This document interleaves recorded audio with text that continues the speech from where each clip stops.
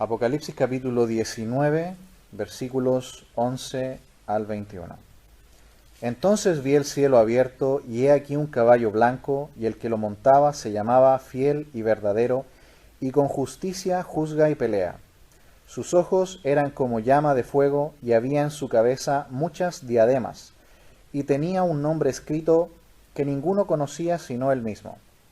Estaba vestido de una ropa teñida en sangre, y su nombre es el Verbo de Dios. Y los ejércitos celestiales, vestidos de lino finísimo, blanco y limpio, le seguían en caballos blancos. De su boca sale una espada aguda para herir con ella a las naciones, y él las regirá con vara de hierro, y él pisa el lagar del vino del furor de la ira del Dios Todopoderoso. Y en su vestidura y en su muslo tiene escrito este nombre: Rey de Reyes y Señor de Señores. Y vi a un ángel que estaba en pie en el sol, y clamó a gran voz, diciendo a todas las aves que vuelan en medio del cielo: Venid, y congregaos a la gran cena de Dios, para que comáis carnes de reyes y de capitanes, y carnes de fuertes, carnes de caballos y de sus jinetes, carnes de todos, libres y esclavos, pequeños y grandes. Y vi a la bestia y a los reyes de la tierra y a sus ejércitos reunidos para guerrear contra el que montaba el caballo y contra su ejército. Y la bestia fue apresada, y con ella el falso profeta que había hecho delante de ella las señales, con las cuales había engañado a los que recibieron la marca de la bestia y habían adorado su imagen. Estos dos fueron lanzados vivos dentro de un lago de fuego que arde con azufre. Y los demás fueron muertos con la espada que salía de la boca del que montaba el caballo, y todas las aves se saciaron de las carnes de ellos. Bien, en esta tarde vamos a ver que en su segunda venida Jesús volverá como león.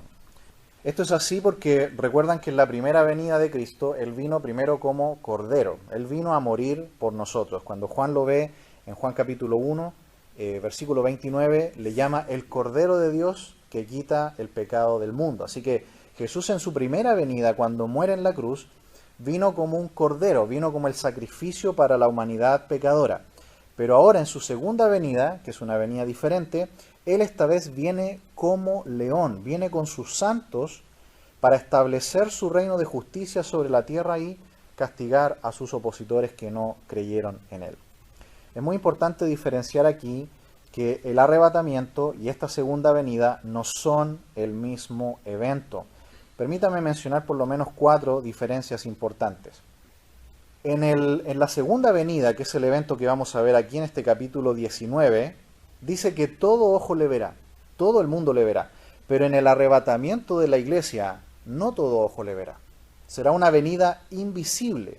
De hecho, de acuerdo a 1 Tesalonicenses 4, dice que nosotros seremos arrebatados de la tierra al cielo y que recibiremos al Señor en el aire.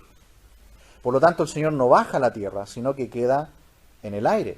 Así que, en segundo lugar, el Señor no baja a la tierra, sino que nos recibe en el aire. Pero de acuerdo a Zacarías 14, en la segunda venida que estamos viendo aquí en Apocalipsis 19, el Señor va a poner sus pies sobre el monte de los olivos. ¿Se fija? Son 2 venidas diferentes. El arrebatamiento de la iglesia ocurre antes de la gran tribulación. La segunda venida, ¿cuándo ocurre? Al final de la gran tribulación. Otra diferencia. En el arrebatamiento de la iglesia, Jesús arrebata y se lleva a sus santos. Pero aquí en la segunda venida, Él viene con sus santos. Una más. En el arrebatamiento de la iglesia, viene a llevar a sus santos para bendición. Pero en la segunda viene para traer juicio y para llevar a los malos al juicio. Así que son 2 venidas diferentes, 2 venidas diferentes.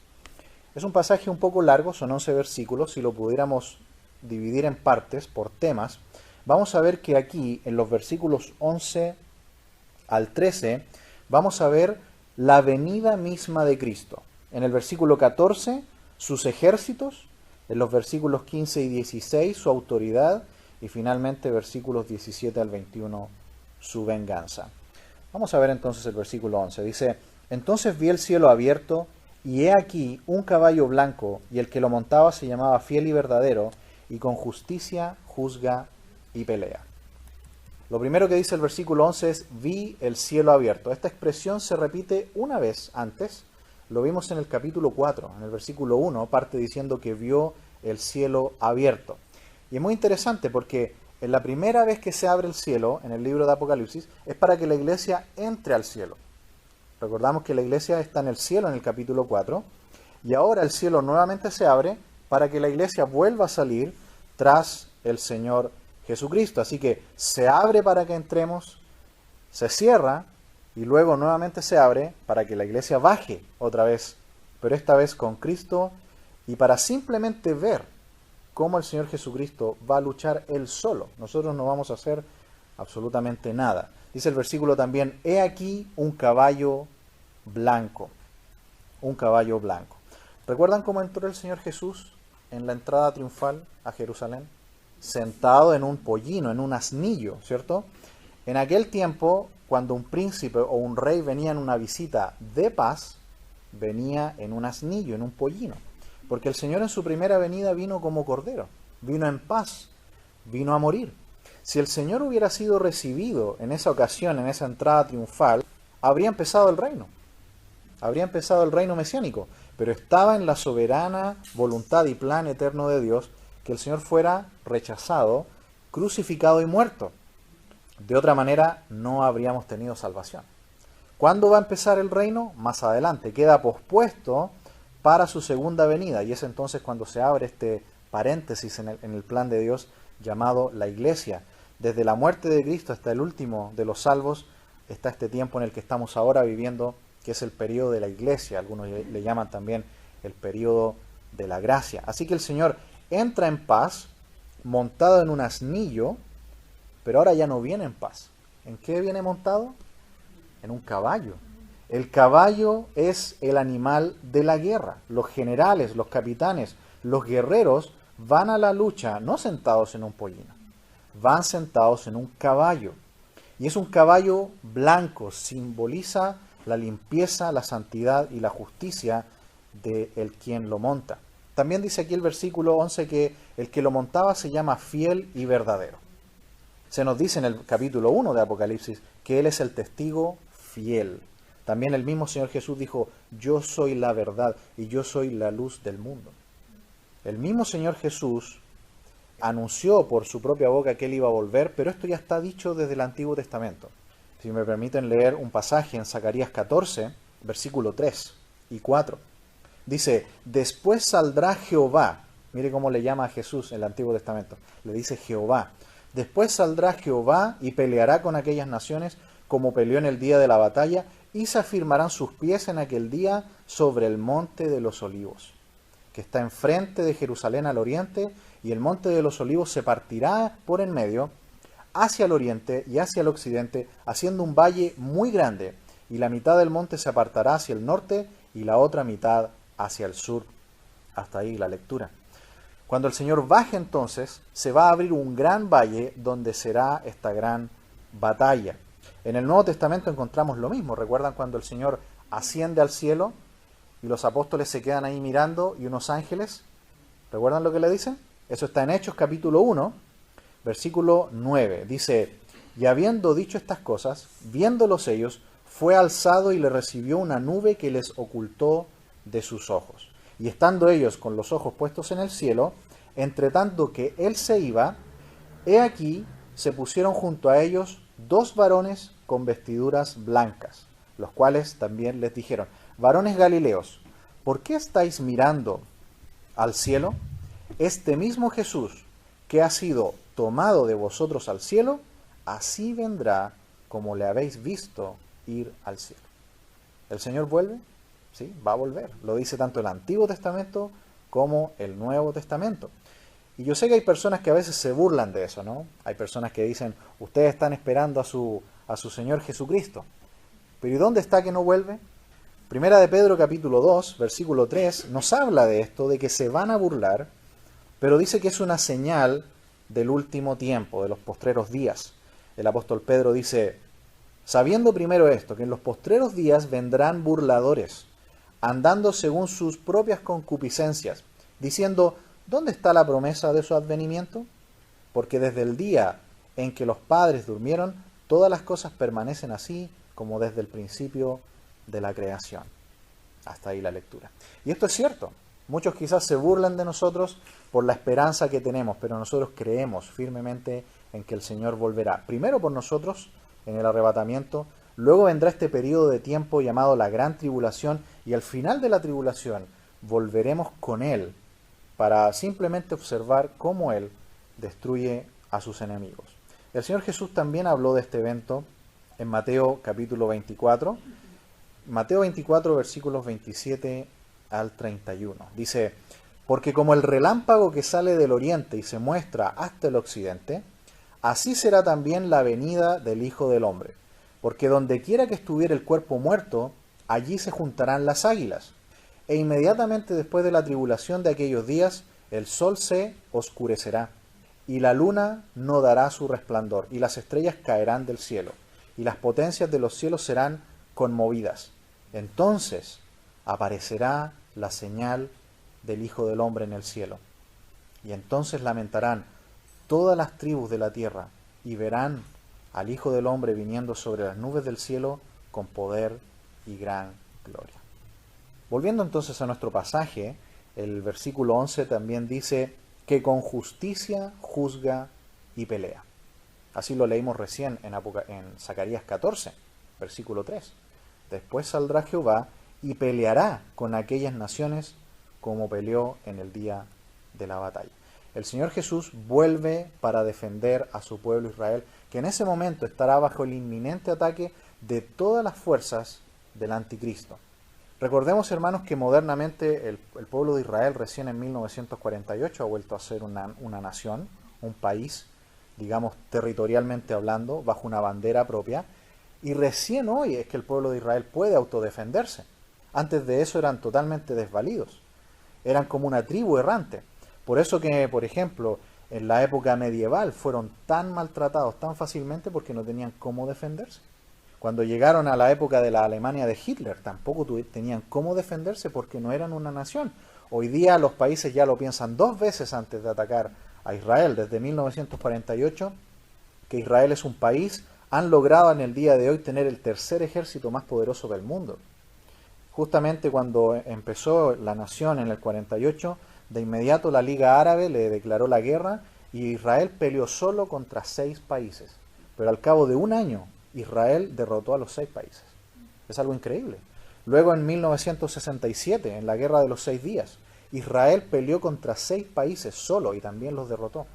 Y así, la guerra del Yom Kippur, la guerra contra otros grupos organizados como Hezbollah y Hamas. Y en el día de hoy, Irán también amenaza a Israel y otros más. Pero en el tiempo de la gran tribulación, esto va a ser total. Todos los países del mundo apuntarán en contra de Israel y en ese momento el Señor volverá para defender a su pueblo. Dice el versículo 12, sus ojos eran como llama de fuego y había en su cabeza muchas diademas y tenía un nombre escrito que ninguno conocía sino él mismo. Se nos está describiendo aquí cómo es este Salvador que viene. Sabemos que es el Señor Jesucristo. Lo primero que dice, sus ojos eran como llama de fuego. Ya hemos visto esta descripción, por ejemplo, en 1.14 y en 2.18. También se le dice a Jesús que tiene ojos como llama de fuego. ¿Y por qué razón? Porque los ojos de Dios, los ojos de nuestro Señor Jesucristo, tienen la capacidad, así como el fuego, de atravesar todo, ¿no? El Señor ve a través de cualquier fachada que el hombre pueda tener. Él ve el corazón de cualquiera. Él sabe la intención verdadera en su presencia de cualquiera de nosotros y de cualquier persona. ¿Nuestros ojos son así? ¿Tienen la capacidad de ver todo? No, es cierto. Nosotros no tenemos esa capacidad.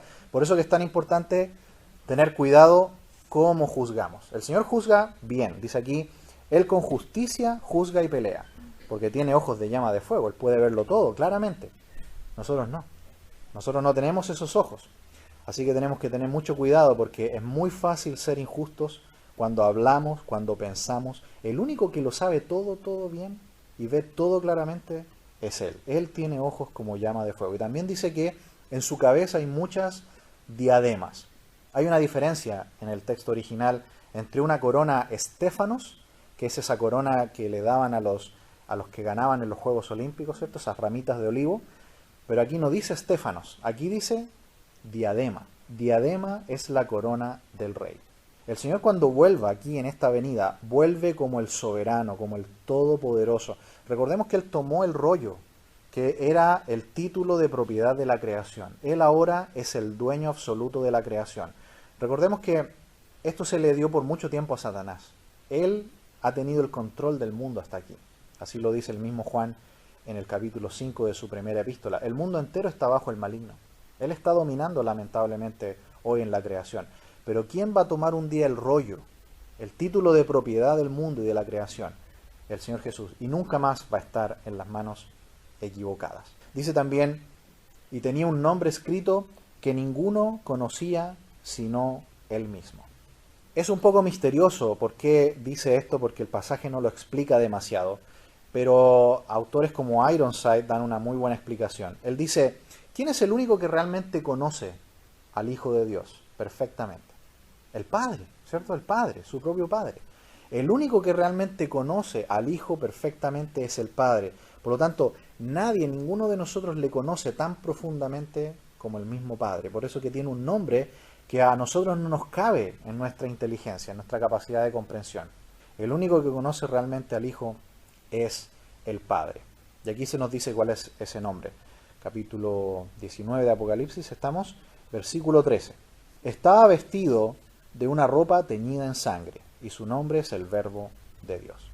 Lo primero que Juan ve, y para nuestro asombro, es que él viene con una ropa teñida en sangre.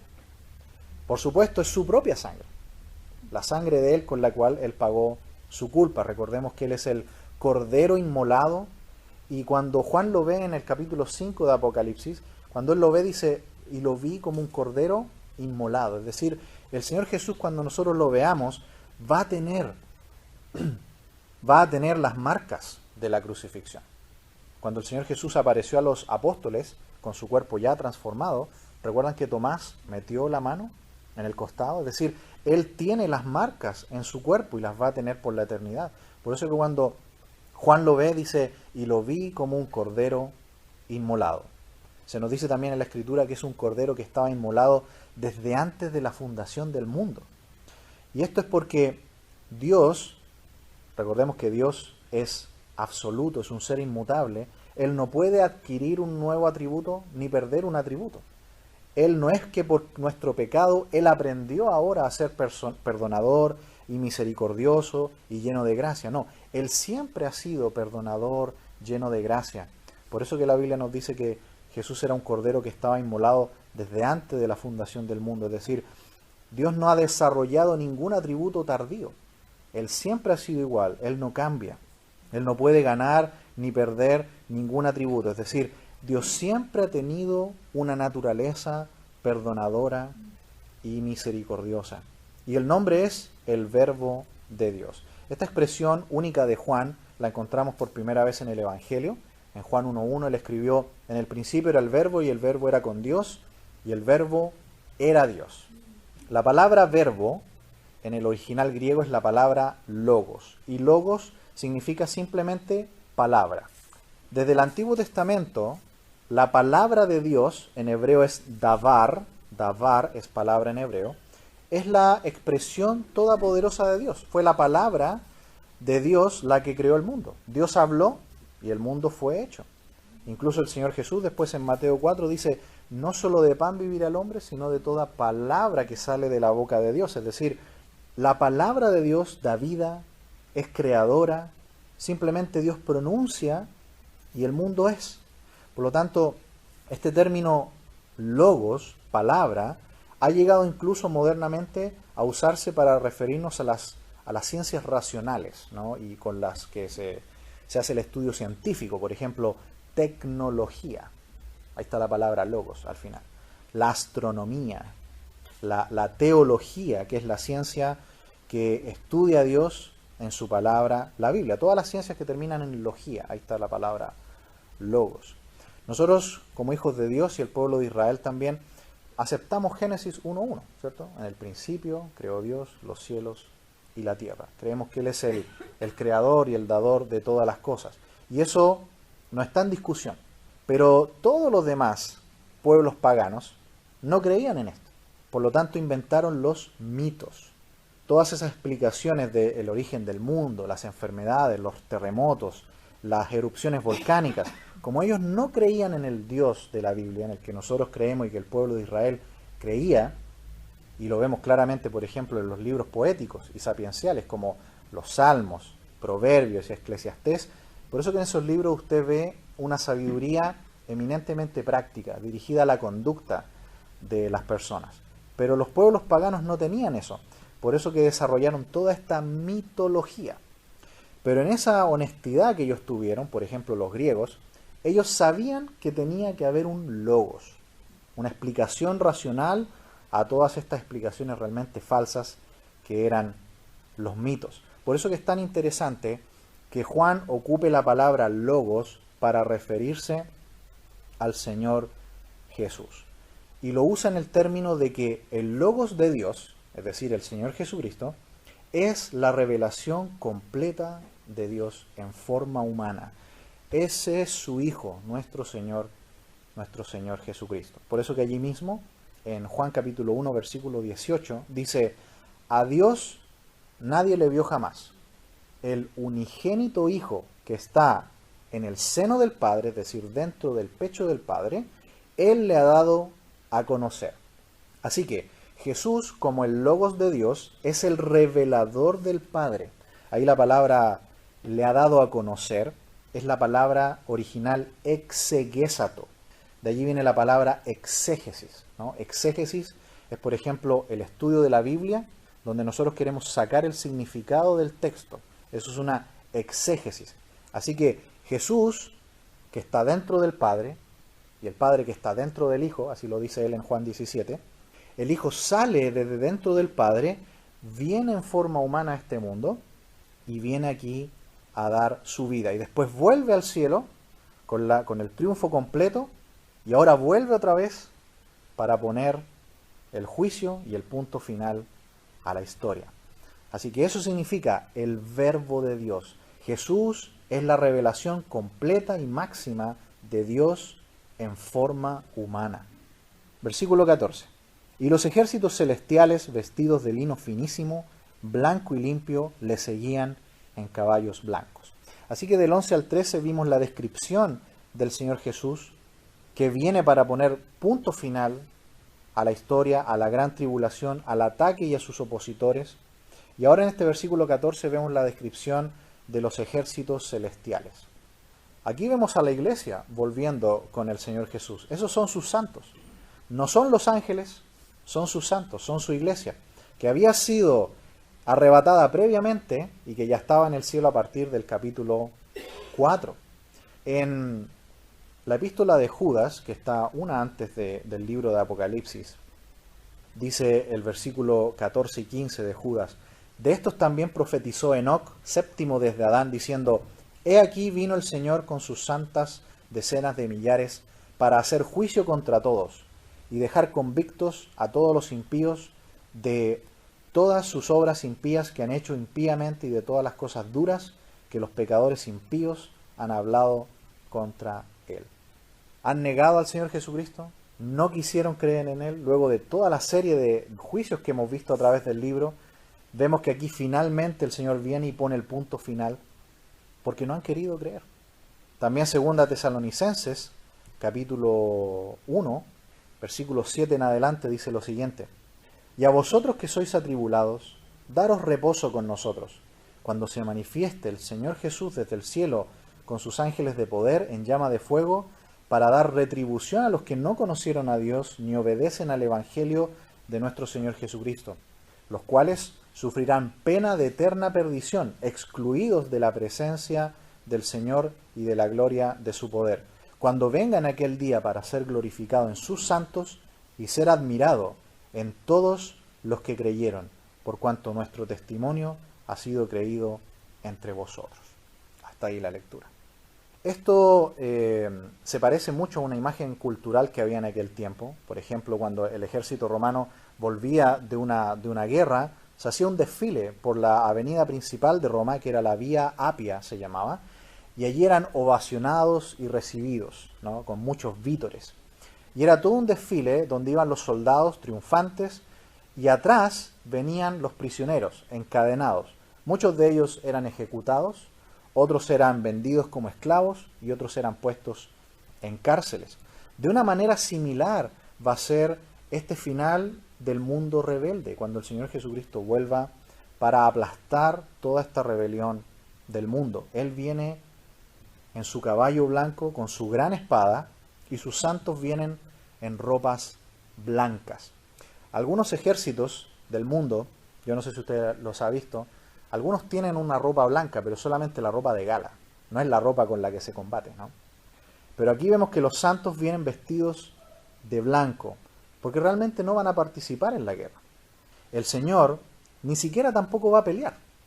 El Señor solamente con decir una palabra los va a destruir. Eso lo dice el versículo 15. Dice, de su boca sale una espada aguda para herir con ella a las naciones, y él las regirá con vara de hierro, y él pisa el lagar del vino del furor de la ira del Dios Todopoderoso.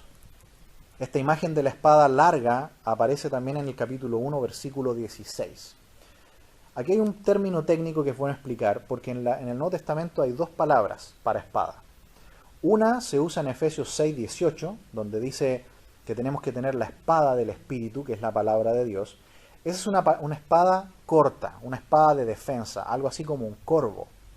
Pero la espada que aparece en Apocalipsis 1:16 y la espada que aparece aquí, que sale de la boca del Señor Jesucristo, con la cual destruye a sus enemigos, es una palabra griega diferente.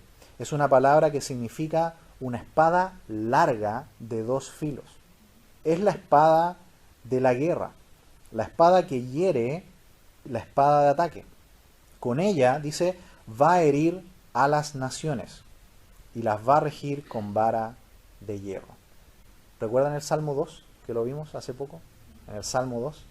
Dice el Salmo 2, ¿por qué se amotinan las gentes y los pueblos piensan cosas vanas? Se levantarán los reyes de la tierra y príncipes consultarán unidos contra Jehová y contra su ungido, diciendo, rompamos sus ligaduras y echemos de nosotros sus cuerdas. El que mora en los cielos se reirá. El Señor se burlará de ellos. Luego hablará a ellos en su furor y los turbará con su ira. Pero yo he puesto mi rey sobre Sión, mi santo monte. Yo publicaré el decreto. Jehová me ha dicho, mi hijo eres tú. Yo te engendré hoy. Pídeme y te daré por herencia las naciones, y como posesión tuya los confines de la tierra. Los quebrantarás con vara de hierro. Como vasija de alfarero los desmenuzarás. Ahora pues, oh reyes, sed prudentes. Admitid amonestación, jueces de la tierra. Servid a Jehová con temor y alegraos con temblor. Honrad al Hijo para que no se enoje y perezcáis en el camino, pues se inflama de pronto su ira. Bienaventurados todos los que en él confían. El Salmo 2 ya decía también todo lo que iba a ocurrir. Y dice al final del versículo 15, volviendo aquí a Apocalipsis 19, y él pisa el lagar del vino del furor de la ira del Dios Todopoderoso.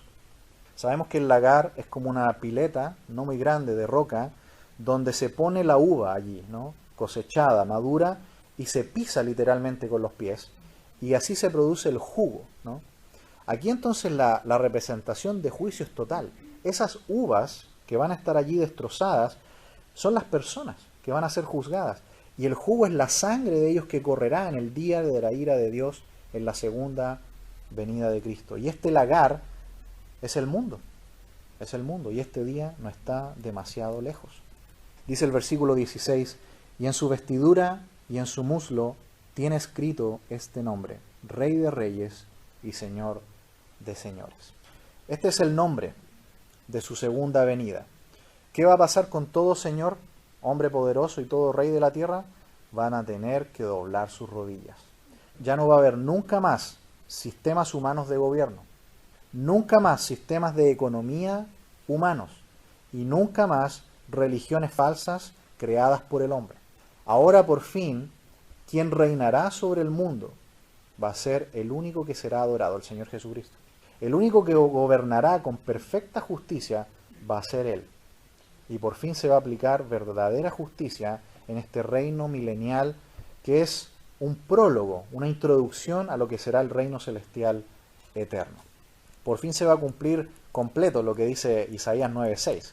Siempre pensamos en la primera parte nomás, pero no sé si han leído el resto de Isaías 9:6. Porque un niño nos es nacido, hijo nos es dado, y hasta ahí llegamos, ¿cierto? Nos quedamos con eso. Pero después, ¿qué dice? Y el principado sobre su hombro, y se llamará su nombre admirable, consejero, Dios fuerte, Padre eterno, príncipe de paz. Lo dilatado de su imperio y la paz no tendrán límite. Sobre el trono de David y sobre su reino, deponiéndolo y confirmándolo en juicio y en justicia desde ahora y para siempre. El celo de Jehová de los ejércitos hará esto. Así que aquí usted puede ver que hay profecías que son de doble cumplimiento. La primera parte de la profecía de Isaías 9:6 se cumple una parte cuando el Señor viene a este mundo como cordero, nace en el mundo y hasta ahí llega. Y el resto de la profecía queda pendiente hasta este momento, hasta la segunda venida, cuando Él vuelve para instaurar el reino sobre la tierra. Verso 17. Y vi a un ángel que estaba en pie en el sol y clamó a gran voz diciendo: a todas las aves que vuelan en medio del cielo, venid y congregaos a la gran cena de Dios. Así lo ve Juan, ve un ángel parado en el sol que dice: aves del cielo, congréguense para la gran cena de Dios.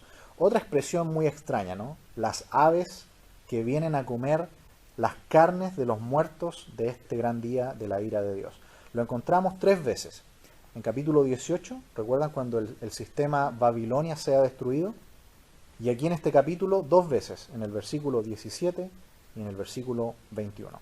La palabra original significa buitres. ¿Qué son los buitres?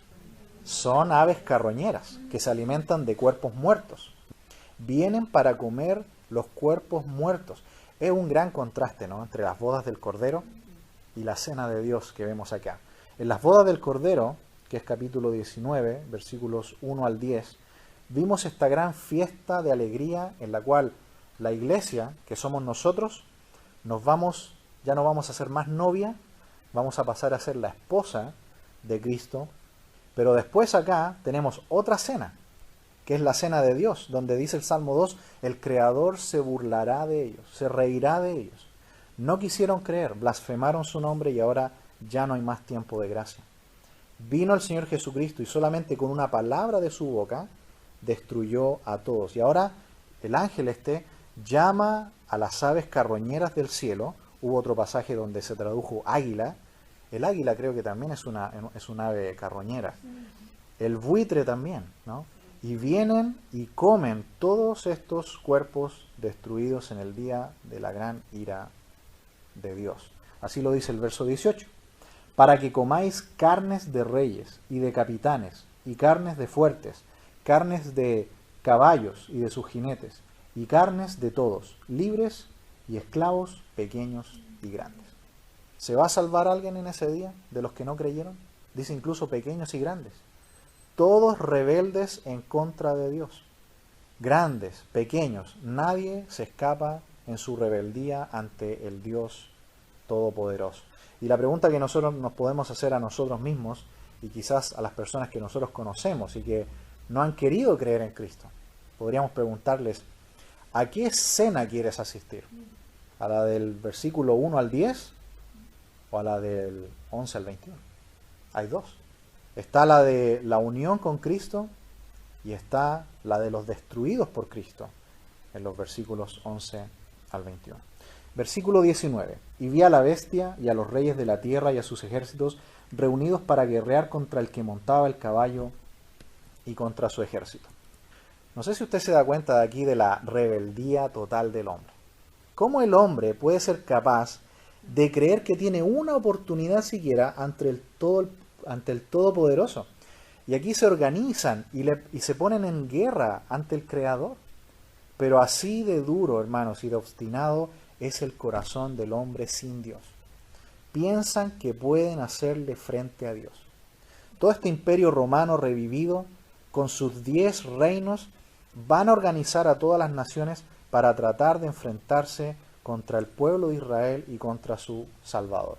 Eso es el máximo de rebelión que puede haber en el corazón del hombre. Versículo 20.